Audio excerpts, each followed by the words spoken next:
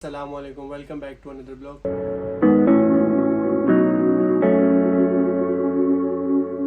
तो ये ब्लॉग जो है वो टैक्स के बारे में है कि यूके में टैक्स सिस्टम किस तरह वर्क करता है।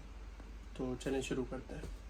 तो यूके में जो फाइनेंशियल ईयर है वो 6 अप्रैल को स्टार्ट होता है और नेक्स्ट ईयर 5 अप्रैल को ख़त्म होता है। तो इस ड्यूरेशन में आप जो भी अर्निंग करते हैं उस पर आपको टैक्स देना होता है। तो यहाँ पे डिफरेंट टैक्स बैंड है, ठीक है।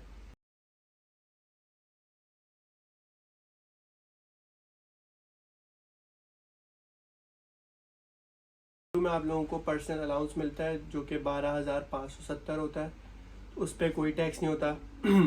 तो लेट सपोज अगर आप लोगों की सैलरी ईयरली 12,570 से नीचे है तो आप लोगों को कोई भी टैक्स नहीं देना, ये आपके पर्सनल अलाउंस के अंदर आएगा, तो उसमें कोई टैक्स नहीं है, ठीक है। अगर आपकी सैलरी 12,570 से लेके 50,270 तक है तो आपको 20% टैक्स देना होगा।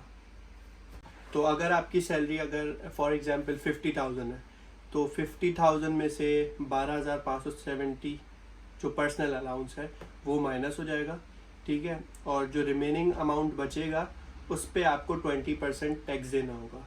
ये नहीं कि आपको मतलब 50,000, अगर आपकी सैलरी 50,000 है तो ये मतलब नहीं है कि 50,000 का 20% आपको देना है। इसका मतलब ये है कि 50,000 माइनस 12,570 जो रिमेनिंग अमाउंट बनी उसका 20%।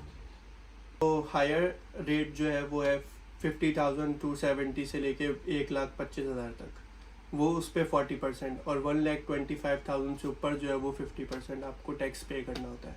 अच्छा, ये तो आपका इनकम टैक्स हो गया जो कि पे ही है। उसके अलावा आपका सेल्फ एम्प्लॉयड या कोई आप अगर बिजनेस कर रहे हैं तो उस पर जो फर्स्ट 1,000 होगा वो आपका पर्सनल अलाउंस है, उसके बाद फिर आपको ऑब्वियसली टैक्स देना है। इसी तरह जो आपका हाउस रेंट है वो भी 1,000 पाउंड जो आपका पर्सनल अलाउंस है, उसके बाद आपका टैक्स है। अच्छा, तो आपकी इनकम में एक तो आपका इनकम टैक्स होता है जो कि पे ही कहलाता है, दूसरी चीज़ होती है नेशनल इंश्योरेंस। तो एनआई जो होता है वो हर किसी का कटता है, हर किसी का डिडक्ट होता है। वो बेसिकली जो होती है वो कंट्रीब्यूशन होती है यहाँ के फ्री हेल्थ केयर सिस्टम जो कि एनएचएस है, उसके लिए जो कंट्रीब्यूशन हम लोग करते हैं ताकि हमें फ्री सर्विसेज मिल सकें। तो एनआई का एक स्पेसिफिक अमाउंट है, वो अमाउंट हमें पे करना होता है अपनी सैलरी में से, हमारी वो डिडक्ट होता है जो कि डायरेक्टली जाता है एनएचएस को। अच्छा, तो जो सारे सिस्टम को इन टैक्स सिस्टम को देख रही होती है वो होती है एचएमआरसी। तो एचएमआरसी डायरेक्टली आपके उनके पास आपका एनआई नंबर होता है, उस एनआई में आपकी सारी डिटेल्स होती हैं कि आपकी कहाँ से अर्निंग आ रही है, कितनी अर्निंग आ रही है। अगर आप 2 जॉब्स कर रहे हैं तो दोनों जॉब्स की आपकी कितनी अर्निंग आ रही है, तो उनके पास आपका ईच एंड एवरीथिंग सारा रिकॉर्ड होता है।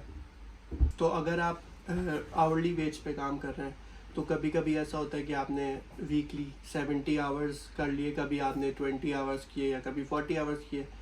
तो जो एचएमआरसी होती है वो आपका एस्टिमेटेड टैक्स लगाती है। तो अगर वो एक्स्ट्रा टैक्स लगा रही होती है तो वो towards the end of the year वो आपको सारा रिटर्न हो जाता है। तो कभी कभी ऐसा होता है कि एचएमआरसी आपके ऊपर इमरजेंसी टैक्स कोड लगा देती है। इमरजेंसी टैक्स कोड क्या होता है, जैसे मैं अपनी एग्जांपल देता हूँ कि मैं अपनी जो मेरी जॉब है करंट, उससे मैं रिज़ाइन दे के पाकिस्तान गया था 1 मंथ के लिए। तो जब मैं वापस आया तो मुझे वापस उन्होंने कहा कि आप आएँ, तो मैंने फिर रीजॉइन किया। तो जब मैंने रीजॉइन किया तो मैं उनके पेरोल में थोड़ा सा लेट उन लोगों ने मुझे इनरोल किया। तो हुआ ये कि मेरे ऊपर इमरजेंसी टैक्स कोड एचएमआरसी ने लगा दिया। तो इमरजेंसी टैक्स कोड से ये हुआ कि जो भी मेरी सैलरी थी उसका मुझे स्ट्रेट 20% पे करना पड़ा। वो 20% जाके बहुत ज़्यादा हो गया। फिर मैंने एचएमआरसी को कॉल किया, अपना टैक्स कोड दोबारा ठीक करवाया। तो बहुत ईजी है, आप बस उनको कॉल करें, उनको बताएं कि आप यहाँ पे करंटली वापस से जॉब कर रहे हैं या क्या कर रहे हैं। आपको P45 मिला होता है। P45 ये होता है कि जब भी आप रिज़ाइन देते हो तो आप रेजिग्नेशन के लिए, या P45 कहलाता है कि आपने इस जॉब से रिज़ाइन दे दिया। तो जब मैंने दोबारा से ज्वाइन किया तो मेरी जब पहली सैलरी आई तो मेरा 650 पाउंड टैक्स कटा हुआ था। तो फिर मैंने एचएमआरसी को कॉल किया, मैंने कहा कि मेरा इतना ज़्यादा टैक्स कटा हुआ है और ये और वो। तो फिर उन्होंने मुझे जो मेरा टैक्स था वो मेरी नेक्स्ट पे स्लिप में एडजस्ट कर दिया। तो बहुत इजी है, आप लोगों को बस सिंपल एक कॉल करनी है और अपना जो भी अपना सिचुएशन है कि आप कहाँ जॉब कर रहे हैं, अगर मिसाल के तौर पे आप 2 जॉब कर रहे हैं तो आपका दूसरी जॉब जो होगी उस पर आपका BRX कोड लगेगा, मतलब आपको 20% उस पर देना है। अगर आप 100 पाउंड कमा रहे हैं उस दूसरी जॉब से तो आपको 20% टैक्स देना होगा, यानी आपको 80 पाउंड्स मिलेंगे। तो इसी के साथ ये टैक्स की वीडियो ख़त्म करते हैं हम लोग। ब्लॉग को हम यहीं पे एंड करते हैं। होपफुली आप लोगों को सारी चीज़ें क्लियर हुई होंगी। अगर कोई भी क्वेश्चन है तो आप कमेंट कर सकते हैं। Please don't forget to like and subscribe.